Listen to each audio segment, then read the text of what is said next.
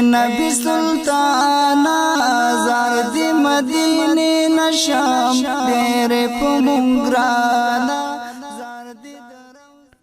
إن الحمد لله نحمده ونستعينه ونستغفره ونعوذ بالله من شرور أنفسنا ومن سيئات أعمالنا.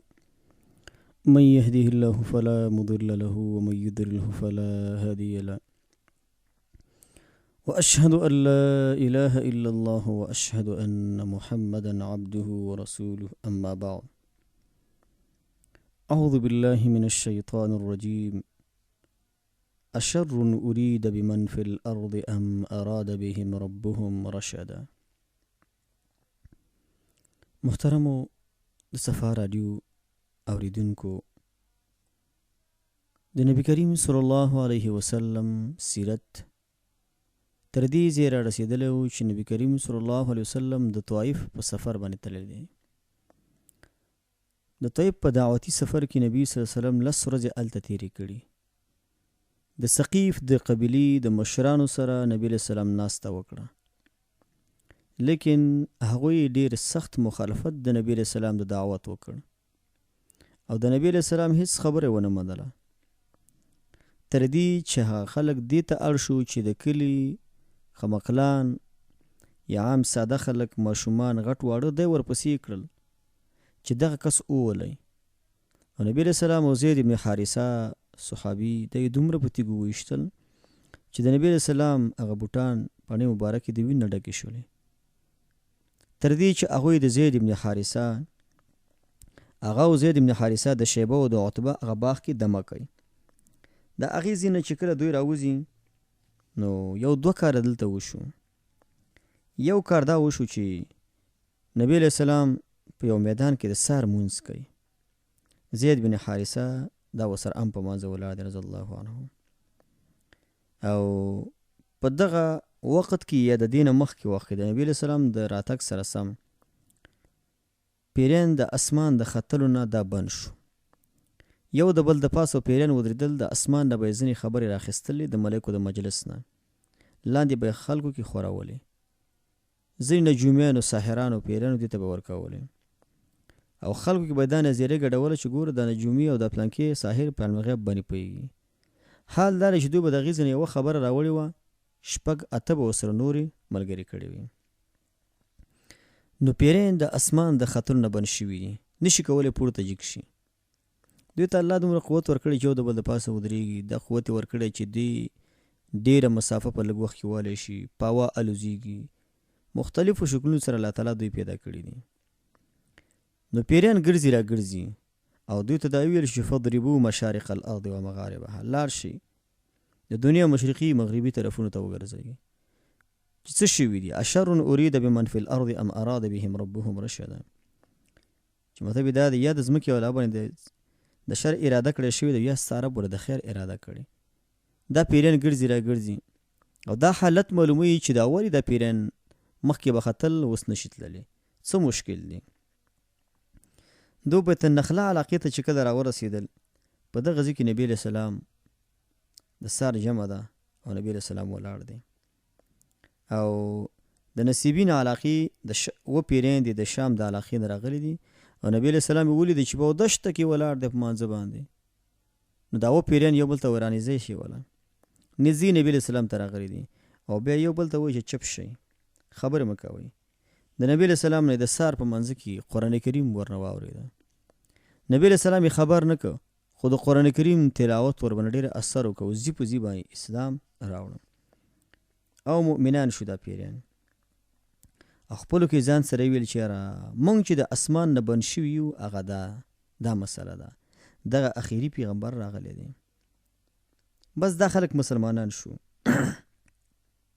او خپل قوم ته روانېږي، خپل قوم ته دعوت ورکوي د الله تعالی د دین. د دې وجه قانون هم دا دی چې کله هم څوک په یوه مسله پوه شي یوه مسله بل ته ورسوه، که په 3 مسلو پوه شي 3 مسلې بل ته ورسوه. عالم دې ته نه وایي چې هغې ته د 1000 مسلې معلومي. څوک عالم په 2 خبرو وي، څوک عالم په 3 خبرو او څوک په 4 او 5 خبرو باندې عالم وي.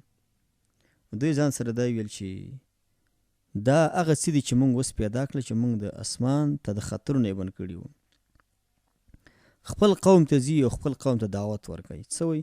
یا قومنا انا سمعنا کتابا انزل من بعد موسی مصدقا لما بین یدیه یهدی الی الحق والى طریق مستقیم. یا قومنا اجیبوا داعی الله وآمنوا به یغفر لكم من ذنوبکم ویجرکم من عذاب الیم. وی ای زمون قوم، مونږ یو کتاب واورېده چې د موسی علیه السلام نه وروسته نازل کړی شوی، تصدیق کوونکي دغه کتابونو چې دنه مخکې دي او د حق طرف ته هدایت کوي او نیغه لار خلک ته ښیي. ای زموږ قومه، د دې داعي د محمد صلی الله علیه وسلم خبره ومنئ او په دې ایمان راوړئ. الله به ستاسې ټول ګناهونه معاف کړي او تاسې به الله تعالی د دردناک او سخت عذاب نه وساتي. دوی دا خطاب دی خپل قوم ته کړی دی او دا د احقاف علاقه وه. نو الله تعالی دې کوفیده ته چې ګور د طایف خلکو اسلام را نه وړه، مخالفت یې وکړه، لیکن الله تعالی د دې دپاره نور خلک هم پیدا کړي دي چې نور خلک به الله په اسلام کې داخل کړي. که چیرې تاسې پکې نه داخلی کوئ، دومره تکبر کوئ او غرور کوئ. سورة الجن به دې باره کې نازل شوې ده، قل اوحی الی انه استمع نفر من الجن. نبی صلی الله علیه وسلم وروسته بیا خبر شوی دی چې کله د جن صورت راغلی دی چې دا پیریان راغلي دي او ما ته یې ناسته کړې ده، دوی په اسلام کې داخل شوي دي. د نبي صلی الله علیه وسلم د دې آیاتونو د نازلېدو نه وروسته دا بیا خبر شو. نو پیریان هم د هغه یو مخلوق دی چې دوی سره دا سوچ او دا فکري چې څنګه مونږ دا د الله تعالی والا شو. نو طایف خلکو خبره ونه منله. الله تعالی د دې دین د منلو دپاره مختلف خلک پیدا کړي دي. بله ډله خلک الله پکې پیدا کړل چې دا خلک الله تعالی په اسلام کې داخل کړل. د دې سره په څنګ کې یو بل مدد الله تعالی د نبی علیه السلام کوي. کله چې نبی علیه السلام د شیبت دی باغ نه راوځي، هغه دا ده چې حدیث د عایشې صدیقی رضی الله عنها کې دا راځي چې نبی صلی الله علیه وسلم ته یو ځل عایشې صدیقی ویل چې ای د الله رسوله، د احد د ورځې نه دې پله یا د احد د ورځې نه خیر تا ته کوم بل سخت تکلیف رسېدلی دی په خپل ژوند کې دی؟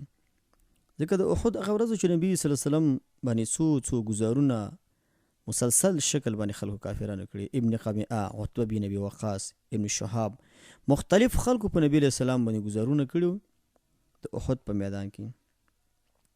د نبی علیه السلام عایشې صدیقې ته وایي چې ما ته ډېر تکلیفونه رسېدلي دي چې زه کله د طیب په سفر باندې تللی وم او عبدیالیل او عبدکلال د نومونه نبي علیه السلام ورته واغستل چې دې خلکو ته ما خبره وړاندې کړه، دوی خبره ونه منله. نو په دغه وخت کې دې خلکو ما ته ډېر زیات تکلیف ورسو او وایي زه ډېر فکرمند شوم او په قرن الثعالب په نوم چې کومه علاقه ده چې دا د طایف علاقه ده او هغې علاقې ته اوس قرن المنازل وایي چې د دغې علاقې نه د ریاض او د نجد خلک د دغې علاقې نه خپل احرام هم تړي. السیر الکبیر باندې هم د علاقه چې ده مشهوره ده. دا وایي چې کله ما سر پورته که د اسمان په طرف باندې چې ګورم یو ریز والاړه د پاس او چومل جبریل علیه السلام دی. جبریل علیه السلام ما ته د وریځې نه غږ کوي او راته وایي چې ستا رب ستا د قوم دا خبرې واورېدلې چې ستا قوم ستا څومره مخالفت وکړو. ورته وایي چې ما سره هغه ملایکه ده چې هغه الله تعالی په غرونو باندې مکلفه کړې ده. ملک الجبال ما سره دی، د غرونو ملایکه ده. الله تعالی را لېږلې او په تا باندې سلام کوي او ورته وایي چې ته د امر وکړه چې الله تعالی دغه دوه اخبشین د غرونو راوالي او په دې طیب په دې خلکو باندې ور واچوي. دا غرونه په اصل کې د مکه کې دي. جبل ابو قبیس په نوم او قوای قیان په نوم چې کوم غرونه دي، قوای قیان، دا غرونه به الله تعالی پرې راواچوي. نبی صلی الله علیه وسلم دا ورته نه وایي چې دا غرونه پرې راخوشي کوي ځکه زه یې ډېر تکلیف یې کړلم او ډېر مشکل یې ماله پیدا کړ. هغه ورته وایي چې ان شئت ان اطبق علیهم الاخبشین، که ستا خوښه یې زه په دوی باندې د مکې دا دواړه غرونه داسې را یو ځای کړم، دا خلک به زه را ختم کړم که ستا خوښه یې. خو نبي صلی الله علیه وسلم صبر کوي. نبي صلی الله علیه وسلم ورته وایي چې نه، داسې خلک به الله په دې کې پیدا کړي چې هغه به الله مني، هغه به قیامت مني. داسې وخت به الله تعالی راوړي چې دوی کې به څوک الله سره به شرک نه کوي، د رب بندگی به کوي. داسې انسانان به الله تعالی په دوی کې رامنځته کړي. همغه وروسته الله تعالی دا خلک په توحید باندې ډېر کلک کړل او کلک ولاړو په همدغه یو فکر یو سود یې سره ملګری و. نو نبی صلی الله علیه وسلم ډېرې اوږدې دعاګانې هم کړي دي. مخکې درسونو کې مونږ وویل چې یا الله که ستا غوسه نه وي، ستا د فرماني کېدل نه وي، د کوم حالت چې په ما باندې راغی زه په دې ټولو حالاتو باندې صبر کوم. ډېر تکلیف او ډېر درد نبی صلی الله علیه وسلم ته ورسېد طیف د خلکو نه. دا جاهلان خلک دی، نبی علیه السلام سید الاولین والآخرین دی، د صغائرو د کبائرو نه پاک دی. د ځمکې په سره په انسانانو کې په ملایکو باندې جنیاتو باندې په دې ټولو باندې نبی علیه السلام شان فضیلت وروالی دا ثابت دی. لیکن دی خلکو بیا هم دومره مخالفت د نبی علیه السلام کړی دی. نبی علیه السلام د قرن الثعالب کومه سیمه ده سیل الکبیر چې ورته وایي، په دې ځای کې تقریبا 15 ورځې نبی علیه السلام تېرې کړي دي. د نبی علیه السلام دا اراده وه چې مکې ته داخل شي، لیکن زید بن حارثه رضی الله عنه هغه نبی علیه السلام ته ویل چې کیف تدخل علیهم وقد اخرجوک، ای د الله رسوله ته به څنګه داخلیږي د مکې ته؟ ته خو د مکې د خلکو ایستلی د مکې نه، دویم ځلي به ته څنګه مکې ته داخل شي؟ ورته وایي چې ای ته چې کوم خیال کې یقینا الله تعالی به دې دپاره ضرور یو مخرج پیدا کوي. سچ کوم سوچ دی، کوم فکر دی، الله تعالی به دغه مشکل انشاءالله ختموي او الله تعالی به انشاء الله تعالی زمونږ مدد به الله تعالی کوي. نبی صلی الله علیه وسلم د هغې ځای نه روان شو، د مکې په طرف باندې راځي. د مکې همغه خلک دي چې د ابوطالب او د خدیجې الکبرا د وفات نه وروسته د مکې خلکو ډېر تکلیف نبی علیه السلام ته ورسو، حتی دا چې هغوی نبی علیه السلام نه پرېښوده په داخل د مکه کې، او دا یې خپلو کې سره فیصله کړې وه چې دا هېڅ مه پرېږدئ، او د قتل اراده، مختلف دسیسې، مختلف پروګرامونه د نبی علیه السلام په خلاف باندې د خلکو جوړوله. خو د نبی علیه السلام نصرت او مدد دا خالق کو، او د انسان نه چې کله الله تعالی قیمتي انسان جوړي په دې بلایا زیات راځي، امتحانات پرې ډېر راځي. تاسو ګورئ کوم امتحانات چې الله تعالی په انبیاو راوړي په لاندې انسانانو باندې نه دي راوړي. ابراهیم علیه السلام باندې ګوره ستر امتحان راغی، دا اور ته ورېده، دا څومره ستر امتحان دی، ډېر غټ امتحان دی. دارنګه ابراهیم علیه السلام ته الله تعالی امر کوي دا زوی دې ذبح کړه، دا ستر امتحان دی. دا امر الله تعالی ورته کوي چې دغه ځای کې دا زوی او دا ښځه دا په دغه دشته په دې میدان کې پرېږده، د هاجره او اسماعیل علیه السلام، دا ستر امتحان دی. ایوب علیه السلام 18 کاله مریض و، یوسف علیه السلام باندې الله په جیل کې څومره امتحانات راوړل، د موسی علیه السلام امتحانات وګوره، د عیسی علیه السلام امتحانات، یحیی علیه السلام وغیره وغیره، په دې انبیاو باندې څومره امتحانات راغلي. څومره چې انسان اوچت وي په هغې باندې مصایب زیات راځي، تکالیف په هغې باندې چې دي دا ورباندې ډېر زیات راځي. نو نبی صلی الله علیه وسلم اراده وه چې مکې ته داخل شي، خو مکې ته به نبی څنګه داخل شي؟ ځکه د همدې مکې د خلکو د وجې نه خو نبي علیه السلام د دې ځای نه ووته د مکې نه چې ځه د طیف په طرف به لاړ شي. په طیف کې نبی علیه السلام ته دعوتي نور مشکلات هم پیدا شو. د طیف سیمه چې وه هغه د دې ځای نه هم سخته وه. نبی صلی الله علیه وسلم ځان سره سوچ کوي چې په کوم ترتیب به زه داخل شم مکې ته. نبی صلی الله علیه وسلم سره د دې چې د الله تعالی لخوا یو استاذ، یو عقلمن انسان و. نبی علیه السلام یو داعی و، یو لارښود و، او نبی علیه السلام د ژوند په تېرولو باندې مکمل پیدا، ځکه الله تعالی د دومره انسانیت دپاره انتخاب کړی دی. دومره ستره رهبري الله تعالی نبی صلی الله علیه وسلم ته ځکه ورکړې ده. د عربو یو رواج و چې کله به یو چا بل چا ته پنهی ورکړله نور خلکو به د هغې مخالفت نه کوه، دا د عربو رواج و. مثلا یو کس به و چې هغه به داسې و چې ټول قوم ورسره ورانه وه، مخالفت به و، دشمني به وه. په قوم کې به یو سپین ږیري یو ملک به پاسېد، هغې به دا خبره وکړه چې دې ته زما د خوا نه پنهی ده او دا زه خپل په جوار کې نیسم، زه په خپل ګاونډیتوب کې نیسم، تاسې ورته څه نه وایئ. نور عربو به بیا د دې خبرې احترام کوو، دا د عربو رواج و. یو خو دا و چې دې خلکو به داسې یو تکبر غوندې هم کوو، ځکه دو بسې متکبرانه خویونه پکې ډېر وي چې موږ هم داسې وو چې زموږ د جوار لاندې عام خلک راځي، دا خبرې به هم دوی کولې. سره د دې چې دوی خلکو دا نظام د اسلام مخالف هم نه دی. ولې؟ ته ګوره چې ټول مشرکان دي، خو نبی علیہ السلام بیا مطعم بن جبیر ته خبر وړاندې کوي که ته ما ته پناه راکړې زه مکې ته داخل شم. د هغې نه مخکې سهیل بن عمر ته خبر وړاندې کړله. نو دا خلک هم مشرکان دي. مطعم بن جبیر هم مشرک و او د نبی علیہ السلام دا څوک چې نه پرېږدي دا مشرکان دي. د یو مشرک په مقابل کې نبی علیہ السلام د بل مشرک نه دفاع غواړي. دلته دا قانون د اسلام سره مخالف نه دی، متصادم ورسره نه دی. یو سړی کولی شي کله کله د یو مشکل په بنا باندې د یو بل کافر نه بس کومک واخلي یا د بل کافر نه ته ځان بچ کړي. یو کافر ډېر ضرري دی او بل کافر چې د هغې ضرر کم دی، ځکه د کافرانو کې فرقونه دي. ځینې کافران داسې چې دا مسلمان له تکلیف نه رسوي او ځینې کافران داسې د هغوی پلان دی مسلمان له تکلیف. د ژوند پلان یې همدې باندې جوړي چې مسلمان له سړی څنګه تکلیف ورسوي. تاسې ګورئ په دنیا کې د چین والا خلک چې دي دا هم کافران دي، لیکن دا داسې کافران دي چې دوی هیڅ د مسلمان سره کار نشته. سره د دې چې غلیظ کافران دي ځکه د کمونستان دي، د الله تعالی د وجود نه انکار کوي د چین دا خلک. کمونیستي مفکورې لري چې نسبت د هر څه زمانې ته کوي، هر څه دهر ته کوي. لکه د جاهلیت دور کې داسې خلک تیر شوي چې هغو به دا ویل چې وما یهلکنا الا الدهر. داسې خلک پکې دي چې مسلمان له تکلیف دی نه رسوي. ځینې خلک داسې لکه یهود نصارا دوی کې په فطري لحاظ سره د دوی په طبیعتونو کې شر دی. دا ډېر شریان خلک دي. دوی چې بل ته شر ونه رسوي، مسلمان ته تکلیف ونه رسوي، د مسلمان حیا عزت ابرودي ته لاس وړاندې نه کوي، دوی وخت نه تېرېږي. د دوی کار همدا شر اچول دی. هندوان وګوره، د هند هندوان څومره نفوس لري، لیکن الله تعالی ټول په دې فلمونو جوړولو باندې الله مصروف کړي دي. ځینې خلک هسې الله په نورو لوبو مصروف کړي دي. که چیرې د دنیا دا ټول کافران دوی سره دا یو ذهن وي د مسلمان د ختمولو، مشکل په دنیا کې واقع کېده. ولولا دفع الله الناس بعضهم ببعض لفسدت الارض. د دې په تفسیر کې علما دا خبره لیکي دي کې د الله حکمت دی. د دنیا ټول کافران د مسلمانانو د ختمولو پلان نه لري.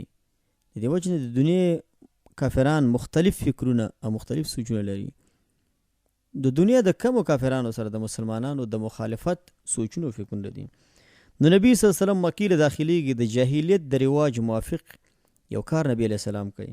نبی علیه السلام خبره کله یو کس ته وړاندې کړي او کله بل کس ته وړاندې کړي، په دې خاطر باندې چې دوی به د نبی علیه السلام خبره ومني او په دغه ترتیب باندې به نبی علیه السلام مکې ته داخل شي.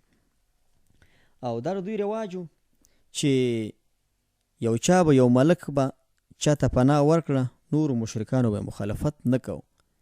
د نورو خلکو به د هغې د رأي او د هغې د نظر به احترام کو چې به دا ستا نظر دی او موږ ستا د نظر هیڅ کوم مخالفت موږ تا سره نه لرو. نبی صلی الله علیه وسلم اخنس بن شریق په نوم یو کس دی. دې ته نبی علیه السلام خبر ولیږي چې زه مکې ته داخلېږم خپل کور ته او ته ما ته پناه راکړه چې زه مکې ته داخل شم.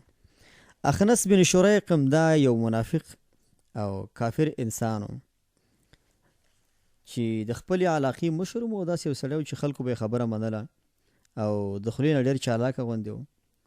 خو نبي صلی الله علیه وسلم ته دې پناه ورنه کړله او دې ته ویل چې زه نشم کولی چې زه تاسې ته پناه درکړم. زه د خزاعه قبیلې نه یم او زه د قریشو حلیف یم. مطلب یې دا ده چې زه د قریشو د قوم نه یم او صرف ما هغو سره یو حلف یو قسم شانته کړی دی. حلف دا په دې جاهلیت په دور کې دا هم یو قانون و چې کله به یو پردی سړی راغی، پردی سړی او یو قوم سره به دغه معاهده لاسلیک وکړه چې موږ تاسې به د یو بل نه دفاع کوو او د یو بل مدد به کوو. داسې کس به چې و مثلا لکه د اخنس ابن شریق، ته د خزاعه قبیلې دي، دې د قریشو سره یو حلف کړی و چې تاسې ما نه مدد اخلئ، زه به ستاسې نه مدد اخلم، د یو د بل دفاع به کوو. نو هغو به دا خبره کوله چې څوک زموږ سره په حلف کې شي هغه کس نشي کولی چې بل کس ته پناه ورکړي. ان الحلیف لا یجیر علی القوم. حلیف د قوم په خلاف چاته پناه ده نشي ورکولی. دا په عربو کې دا خبره مشهوره وه. خو دې اخنس ابن شریق په دغه طریقه باندې د نبي اسلام د پناه نه ځان وساته او دا ویل چې زه بس پناه نشم درکولی، ځان یې بچ کړه. بیا نبي صلی الله علیه وسلم د هغې نه وروسته سهیل ابن عمر د مشهور صحابي دی، دې وخت کې مسلمان نه دی. دې ته نبي علیه السلام خبر ولیږه چې ته ما ته پناه راکړه. او دا هغه کس دی چې دې ته خطیب قریش وي. او د ابو جندل صحابي او د عبد الله صحابي د دې دو صحابه کرامو پلار دی. ابو جندل هغه صحابي چې د بدر د غزا په وخت کې دا په کور کې تړلی و، بندي و، مسلمانو لیکن پلار نه پرېښوده. او عبدالله چې دا د بدر جنگ ته تللی و د ابو جهل په ډله کې، چې کله جنگ شروع کېده د جنگ د شروع کېدلو نه مخکې عبدالله چې د ابو جندل مشر ورور و دا په خپل اس باندې سور شو، د مسلمانانو طرف ته وتښتېده.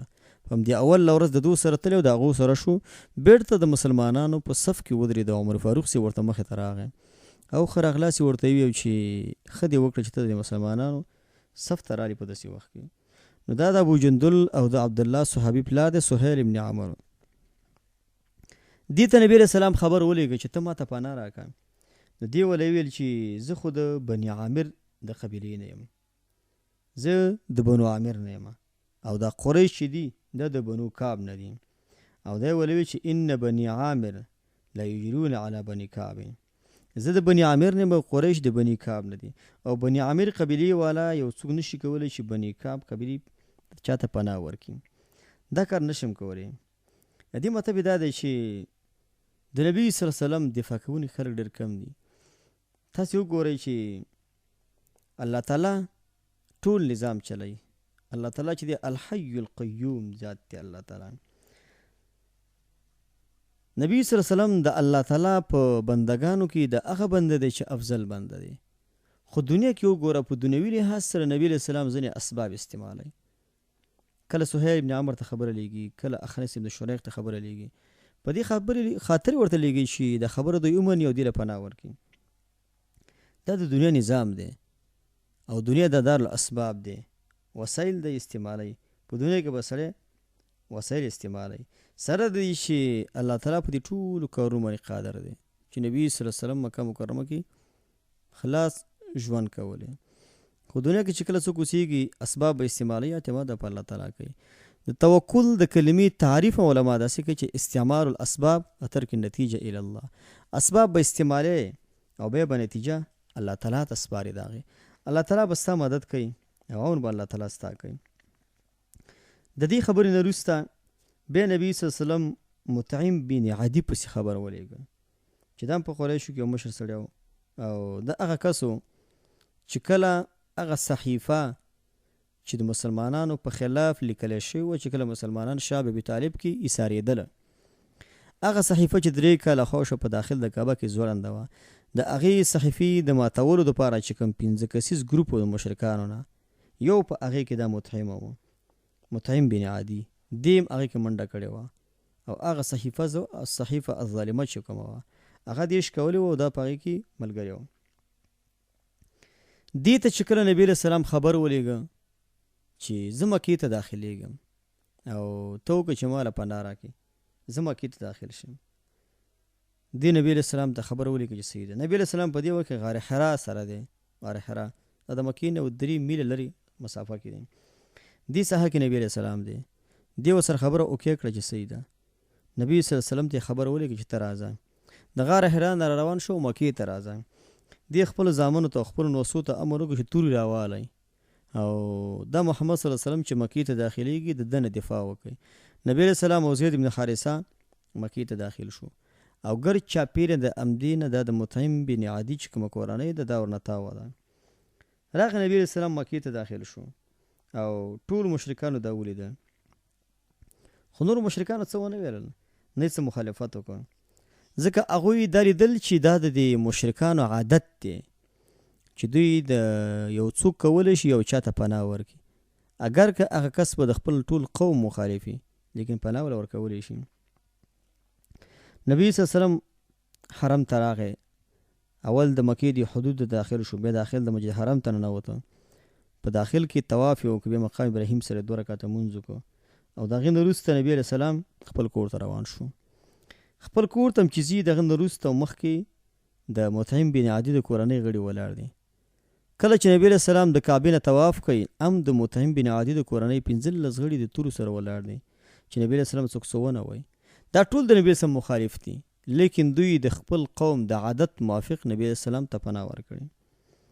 ابو جهل راغی او مطعم بن جبیر ته وایي چې مطعم بن عدي ته وایي چې امجیر انت ام متابع، مطلب دا دی چې ته پنۍ دې ورکړې که نه تابعداري دې پیغمبر کړې ده، مسلمان شوی؟ ورته وایي چې نه، ما هسې تابعداري هسې مې دغه کړې ده، د قوم عادت موافق چې کوم عمل دی او چا ته پناه ورکړل دا مې کړې، زه مسلمان نه یم. مطعم بن عدي ورته وایي، هغه وایي چې لا بل مجیر، مطلب دا دی زه فقط بس تابعدار نه یم بلکې صرف پنۍ مې ورکړې ده. ابو جهل وله څه وایي؟ وایي قد اجرنا من اجرته، مونږ هم هغه چا ته بس جوار ورکړی دی، هغه څوک مونږ هم خپل په ګوند کې منو چې تا چا ته پنۍ ورکړې، یعنې مونږ د دې مخالفت نه کوو. مطعم بن عدي په دغه وخت کې په حالت د اسلام کې نه دی او دا هم په حالت د شرک دی او په همدغسې حالت کې مړ شوی هم دی. کله چې نبي صلی الله علیه وسلم د بدر په غزا کې د بدر د قوم 80 نفر ژوندي ونیول، 40 مشران سندید ستر خلک یې مړ شو. نو نبي علیه السلام ویل چې لو کان مطعم بن عدي حیا ثم کلمني فی هؤلاء النتنه لترکتهم له. نبی علیه السلام وایي که چېرته مطعم بن عدي اوس ژوندی وی او د دغې مردارو خلکو باره کې ما سره خبره کړې وی، ما ور ټولو خوشي کړې وی. د دې نه دا یو د فایدې خبره معلومیږي چې کافر هم کله هم د چا سره احسان وکړي د کافر سره ښېګڼه کوه. د نبي علیه السلام عادت مبارکه دا و چې کله به چا ورسره ښه وکړو د هغې انسان سره به ضرور ښه کول، یعنې مسلمان چې د سره احسان وکړي خو به ضرور کې وکړي، حتی د کافر سره احسان کول د امسی دي. د نبي صلی الله علیه وسلم مکې ته داخل شو او حج اسود یې خپل طوافونه یې وکړل، خپل کور ته هم لاړ، 2 رکعته لمونځ یې مقام ابراهیم کې وکړ، هماغسې دې دفاع یې کوله. کله چې نبي علیه السلام طواف کوي ابو جهل ولاړ دی. ابو جهل څه وایي؟ وایي لم لم تنزل کوكبة من الملائکه لحفظه، ولې د اسمان نه یوه ډله ملایکې نه راځي چې دې ساتنه وکړي. دا د رشخن په شکل د کلمه استعمال کړه، د ټوکې په شکل، یعنې دا خو وایي چې زه پیغمبر یم او زه داسې یم زه داسې یم، ته چې دومره مخکې نو ولې ستا د حفاظت سر څارنې ساتنې پر ملایکې ونه راځي؟ کله به دا خبره کوله چې هذا نبیکم یا بني عبد مناف، ای بني عبد منافه دا ستاسې نبي دی. اشاره به دې له کوله چې ګورې دا ستاسې نبي دی او څومره محتاجه دی، څومره مشکل کې مبتلا دی، او کله مختلفې خبرې به دې کولې، خو دې ساتنه الله تعالی وکړله. نبي صلی الله علیه وسلم چې کله د طائف د سفر نه راځي او د مطعم بن عدي په جوار کې مکې ته داخلېږي، څه وخت نبي علیه السلام په مکه مکرمه کې تېروي. د هغې پسې وروسته نبي صلی الله علیه وسلم د اسراء او د معراج یو واقعه راځي، یو سفر دی. دې کې حکمت دی چې نبي صلی الله علیه وسلم څنګه د طائف نه راځي، نږدې ورځو کې متصل نبي علیه السلام ته الله تعالی د اسراء د معراج سفر ورکوي. ولې د نبي علیه السلام ډېرې تکلیف کې شو، دې کې مختلف فواید پکې پراته دي. په دې واقع انشاءالله دې حکمتونه به انشاءالله وي او ظاهري لحاظ سره د نبي اسلام د فکر بدلولو دپاره هم دا یو سبب ګرځېدلی شي او نور مختلف حکمتونه په دې کې دي. دا به انشاءالله تعالی په راتلونکي درس کې وي. وصلی الله تعالی علی خیر خلقه محمد و آله و صحبه اجمعین. نبی سلطانا زار دی مدینه نشام ډېر په مونږ ګرانه، زار دی